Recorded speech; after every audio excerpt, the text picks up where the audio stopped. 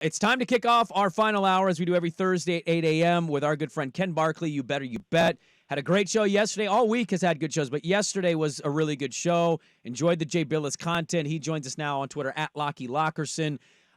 Ken, do we have an update? We had a lot of Bet Welcher texts come in about me to you. I shot you some information after last week's interview. Have you received anything yet? Just to continue the bit, I should be like, no, nothing came yet. Like, what's the deal? Just you get peppered by more tweets and comments from people. No, the Oregon box came yesterday. I think I opened it. Yes. So really looking forward to it. We're gonna have my mom's visiting for a few days. We're gonna enjoy some salmon tonight, some cheese and crackers, and Yes. and dream about the Pacific Northwest. It's gonna be a great time. Is there like a bag of weed in there too? Well, I couldn't. Yeah, that's after she leaves. That's for late night. Some gummies. We have the best weed. I'm sorry I couldn't send it to you. If you're ever out here, I'll hook you up. We've talked a little college basketball with you last couple of weeks. I wanted to pick your brain. I listened to your guys' show yesterday, and this is a zig versus zagging moment with you, Ken, and so sorry if you think this is stupid. Once upon a time, Virginia lost to a 16 seed, and everybody and their mom made fun of it. We couldn't believe it, and they didn't just lose. They got housed in that game. And then it was like, oh, Bennett can't win. Virginia's kind of this overrated team that always disappoints. They won the national championship the very next year. I find myself looking at Purdue this way, and I still don't think they win. But is there value on betting Purdue in the off chance that this thing is more wide open than people think, and Purdue just gets a great bracket and it breaks for them? How you feel about Purdue as kind of this underdog favorite as potentially a 1 seed that nobody wants to gamble on? Right. So it's a great question, right? And you're thinking the same way as a lot of people, drawing the parallel between Virginia and Purdue. Like it's almost like the narrative has already written itself, right? Well, it worked for Virginia. Like why can't it work for Purdue? And the funny thing is, like, Tony Bennett, Virginia's coach, had just as much of a terrible history in the tournament as Matt Painter does right now.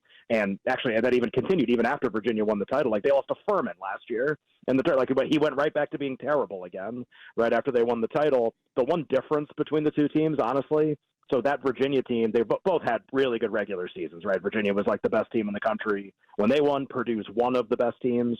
Like, the overall talent of both teams, though, is not the same. And there's a couple ways you can measure this. There's some recruiting stuff. There's like kind of like NBA draft comp type stuff, like how many guys are going to be pros. People forget Virginia, like, yeah, they brought back everybody, and they added like an NBA lottery pick, like a high lottery pick in DeAndre Hunter, who obviously still is playing in the NBA right now. And like his sort of like addition to the team is really like the catalyst that made them. I mean, he got them through a couple of those tournament games that they had to get through. Purdue didn't do anything like that. It's just Edey again, and it's the same guys, and it's Matt Painter, and it's so just their overall talent. Like, you think about UConn last year. I mean, they have 3 pros on that team. I mean, I don't know I think Sonogo doesn't really get in the game ever, but Audrey Jackson got drafted by the Bucks. Jordan Hawkins plays for the Pelicans. Like, these are big time players. Like, That's not Purdue. Like, that's just not what that is. So, like, can they make a deep run? I think it would be nice for Painter to kind of get the monkey off his back a little bit. Like, I'm almost rooting for it. Would I ever bet them at a really low price?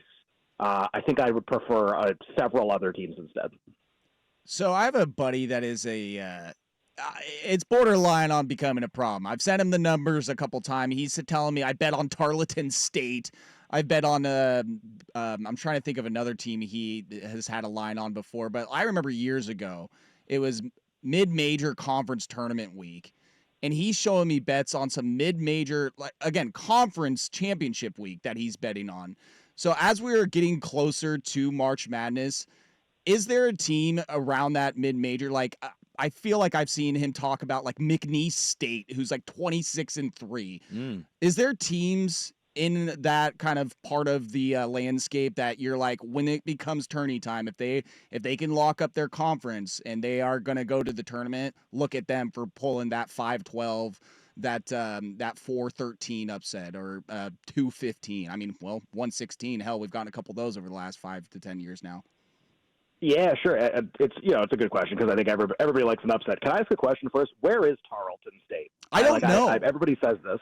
I have no idea where it's at. I thought Texas? I was told Texas in my ear. The Does other that school sound he right? threw out was it was Bellarmine. I think Bellarmine beat Louisville last year at the beginning of the season, and I hit him up. I was like, "Did you see them lose to They're and- literally called the Tarleton State Texans. Oh, well, I guess that settles that. Oh, I didn't know that that's either. So clearly yeah. in Oklahoma." Yeah. Yeah, but yeah, then Right, he's that's throwing true. out Bellarmine, and he's giving me coaches' names too, and I'm like, buddy, we need to talk. We need to sit down. I think this is a Sure. problem. But yeah, I mean, like, is there anything that you've seen throughout the year where it's like, this is a team that, nobody knows about right now, but when it becomes tourney time, like, that is the team that have your eye on? I can't believe they're the Tarleton State Texans. That's incredibly funny. There's I don't know where it is. Well, you dummy, you could just use your phone and figure it out pretty fast. Well, Ken, I felt dumb Googling it because it pops up Texans, and I'm like, oh, God. Oh, my God. It's like where's Bellarmine? Oh, well, they're called the Bellarmine New Yorkers. So that's okay. Well, that settles. I don't know where Bellarmine is, but there's a couple schools. I think the mistake that people make sometimes is they only work that side of the problem, though. So, I think we're all excited when the bracket comes out. We look at a 5-12, right, or a 6-11 or a 4-13, and we try to figure out, all right, who's that small school that's going to pull the upset, right? And to answer your question, yeah, McNeese State, which I think you brought up as part of that answer, they're definitely someone who's really good. That's probably going to be in that seed range. Grand Canyon is coached by Bryce Drew. Who's not an amazing coach, but for Grand Canyon, he's a pretty good coach. And I think they've only lost 3-4 games this year too. They'll be a 12. Samford is really, really good. They probably have the best up and coming coach, the guy who came up through the Alabama high school ranks. And so these are teams where sure, you could play on them. I think the other way I'd approach the problem though is you want to play against a team that's a 5 or a 6 that you don't like. So it kind of takes two in that equation, right? Like Furman was whatever last year. I didn't like Furman a whole lot, but boy, you could have hated Virginia. You could have really wanted to play against them, and it didn't matter who the 13 was. You were going to be interested. So there's kind of two ways to work the problem. The small school way. So my answer is, McNeese, Grand Canyon, Samford. These are I think hardcore college basketball people probably just agree with that, and we all kind of know who those teams are. But on the opposite side, whoever Alabama's against, whoever Kentucky's against, whoever, these kind of schools. I'm sure there are a couple other ones that I could come up with. You want to be against them, teams that play no defense, teams with a history of tournament upsets, teams from the Mountain West, if they get seeded really highly, one of the worst conferences in the history of the NCAA tournament, and it basically never changes. They had a team make the final last year, but they also had teams flame out the same way as they always do. So just you can be the small schools are awesome, and I it's fun to pull for them. But you can work the problem the opposite way, and usually have just as much success, which is good. Ken Barkley, You Better You Bet is our guest here. BetQL analyst, hosts the show Monday through Friday with Nick Costos. Give him a follow on Twitter at Lockie Lockerson every Thursday at 8 a.m. NBA's getting interesting, Ken. The East is maybe Boston, maybe it's Milwaukee, maybe you buy into Cleveland. I still think the West is Denver and everybody else, and I would still, as dumb as it may sound, I'd bet Denver versus the field in that conference. Where are you at right now with the NBA, and anything changed for you, things you're kind of eyeing, markets you're buying in on? Where are you at right now in the NBA? Well, I'll give you two things. One, kind of the macro, like what you were talking about there with teams. Yeah. And then there's an award that I'm obsessed with right now, which maybe we can talk about afterwards. So the macro, yeah, I think this has been a really important stretch for Denver. Won 4 in a row, and look, they were supposed to beat all 4 teams to a certain extent. The Warriors, Denver was a dog in that game, but you look at the schedule, it's not like they're playing the Celtics every night or playing Oklahoma City or playing Minnesota. It was just really important because they had really just kind of sleptwalked, however you say that, through the first half of the season. They're the 4 seed. They're kind of just going through the motions. Malone even talked about it a lot. And what you've seen from them is they didn't just beat the Wizards, they obliterated the Wizards. They didn't just beat the Kings last night with De'Aaron Fox out. They ran up the score in the third quarter. These are important distinctions, right? They didn't just beat the Warriors. In the third quarter, they outplayed them more than any team has outplayed the Warriors probably in the third quarter all year. There's a difference between that and just winning, or that and we win 2 out of 3, whatever. And just for somebody like me, what I usually do is I use a lot of historical criteria, how do champions usually look? What do they look like?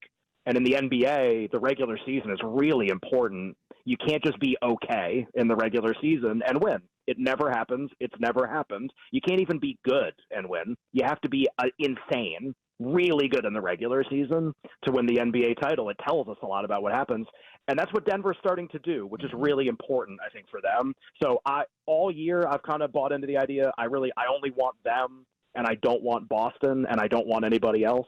So I think Denver, I agree with you, like the West is them and everybody else. I think the league is them and everybody else to a certain extent. If they played Boston in the finals, then it was a very small kind of money line price either way. I would bet Denver would probably be my biggest bet of the season. I think push comes to shove, I won't want Boston in that series. Milwaukee would be the only other team who's kind of doing something similar to what Denver's doing right now, running up the score, starting to play a lot better. And again, quality of competition, not great, but like Milwaukee didn't do that in the first half of the season. They lost a bunch of games to bad teams, actually. So the fact that both those teams are starting to do that right now is interesting to me. It could be I end up betting both. I have a lot of Denver already, and now the question is, like, as they win more games, do I just want to add more, 4-1, 5-1, with the idea that, like, I don't know who's beating them 4 out of 7 right now. I don't think there's a team out there that can do that. What's the we'll get you out of here on the awards market thing that you were talking about.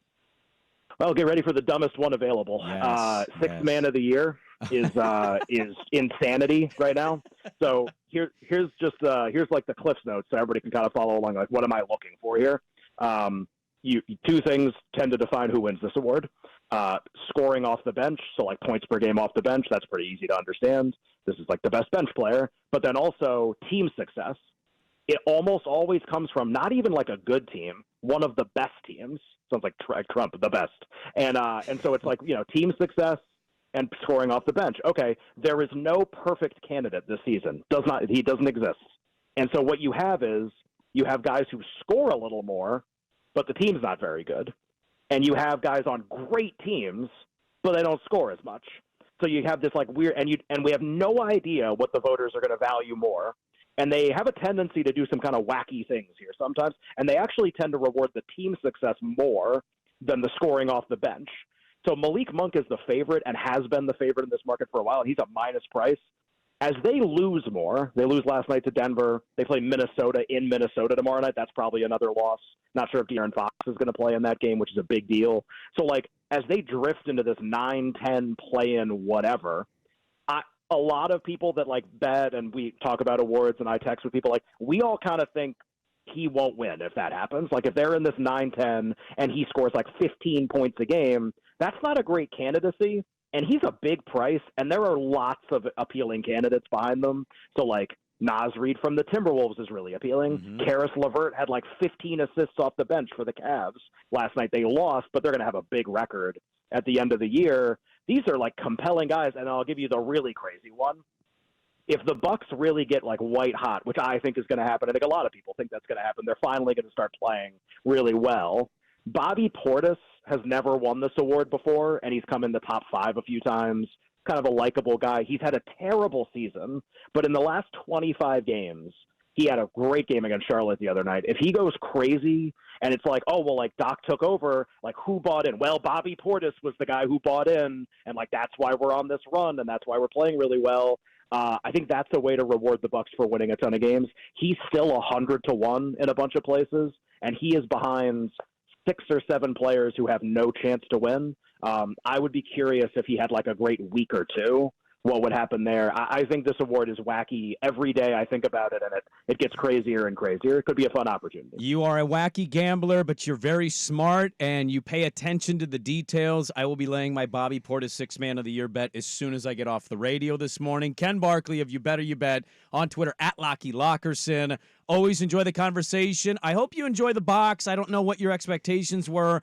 I got the best box that the website from Made in Oregon offered. Enjoy that box, Ken, and we'll catch up with you next week. I think you just set the record for most times saying box in about 15 seconds. That was really good. I'll enjoy it. Thank you very much. Yeah, there we go. Thanks for pointing that out. I said box a lot there, didn't I? Yeah, hot box. All right, good stuff from him.